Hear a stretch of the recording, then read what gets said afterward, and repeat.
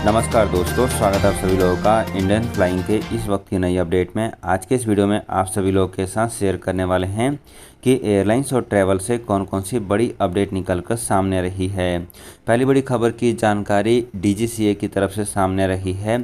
Friends, आपको बता दें कि ऐसे कई सारे मामले सामने आए हैं जहां पर पैसेंजर्स के पास कंफर्म टिकट होने के बावजूद भी एयरलाइंस कंपनियों ने उनको फ़्लाइट में बोर्ड करने से मना कर दिया है।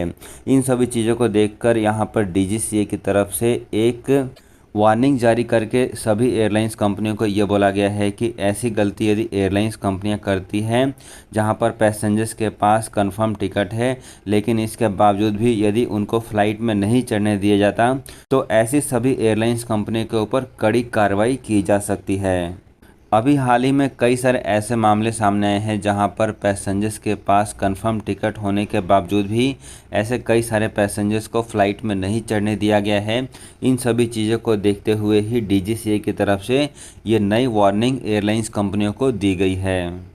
अगली खबर की जानकारी कनाडा की तरफ से सामने आ रही है। कनाडा की गवर्नमेंट अपने सभी नागरिकों के लिए एक नया ट्रैवल एडवाइजरी लेकर आ चुकी है, जिस ट्रैवल एडवाइजरी में ये बोला जा रहा है कि भारत में इस समय हीट वेव चल रहा है, यानी कि भारत के कई सारे शहरों में इस समय गर्मी काफ़ी ज़्यादा पड़ रही है और ऐसे हालात में वो अपने नागरिकों को भारत में ट्रैवल करने के लिए मना कर रही है। आपको बता दें कि उन्होंने इस एडवाइजरी में ये बोला है कि भारत के कई सारे शहरों में काफ़ी ज़्यादा पावर कट हो रहा है और कई सारे जगह ऐसे हैं जहां पर ट्रैवल करना पैसेंजर्स के लिए ख़तरनाक हो सकता है। आपको बता दें कि इसको लेकर मौसम विभाग की तरफ से भी चेतावनी जारी करके बताई गई है कि इस साल का अप्रैल और मई महीना बाकी सालों के मुकाबले काफ़ी ज़्यादा गर्म है। फ्रेंड्स, एक और खबर की जानकारी जेट एयरवेज की तरफ से सामने आई है। जेट एयरवेज ने अपने ऑफिशियली ट्विटर हैंडल अकाउंट से ट्वीट करके इस बात की जानकारी दी है कि हैदराबाद में जो फ़्लाइट ऑपरेट की गई थी वो जेट एयरवेज की प्रूविंग फ़्लाइट नहीं थी, वो केवल एक टेस्ट फ़्लाइट थी और आगे आने वाले समय में बहुत ही जल्दी DGCA की देख रेख में प्रूविंग फ़्लाइट को ऑपरेट किया जाएगा। फिलहाल के लिए इस समय जेट एयरवेज ने जो फ़्लाइट ऑपरेट करी थी वो केवल एक टेस्ट फ़्लाइट थी जो कि हैदराबाद से ऑपरेट की गई थी। आपको बता दें कि जेट एयरवेज को ये प्रूविंग फ़्लाइट ऑपरेट करना काफ़ी ज़्यादा ज़रूरी है और जेट एयरवेज को ये प्रूविंग फ़्लाइट सक्सेसफुली ऑपरेट होने के बाद ही उसको AOC लाइसेंस DGCA की तरफ से मिल पाएगा।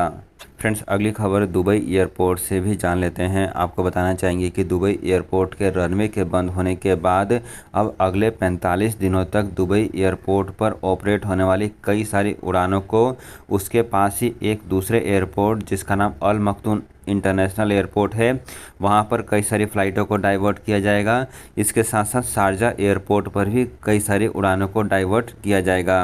आपको बता दें कि इसको लेकर खलीज टाइम्स की तरफ से एक रिपोर्ट सामने आई है जहां पर ये बताया गया है कि इसका असर भारत की 3 एयरलाइंस कंपनियों के ऊपर पड़ेगा, जिसमें शामिल है स्पाइसजेट, इंडिगो और एयर इंडिया एक्सप्रेस। जी हाँ दोस्तों, यदि आप इन तीनों एयरलाइंस कंपनियों से ट्रैवल करने वाले हैं और दुबई एयरपोर्ट के लिए जाने वाले हैं तो एक बार आप अपनी एयरलाइंस कंपनी से अवश्य ही कंफर्म कर लें कि आपकी फ़्लाइट कौन से एयरपोर्ट पर लैंड होगी।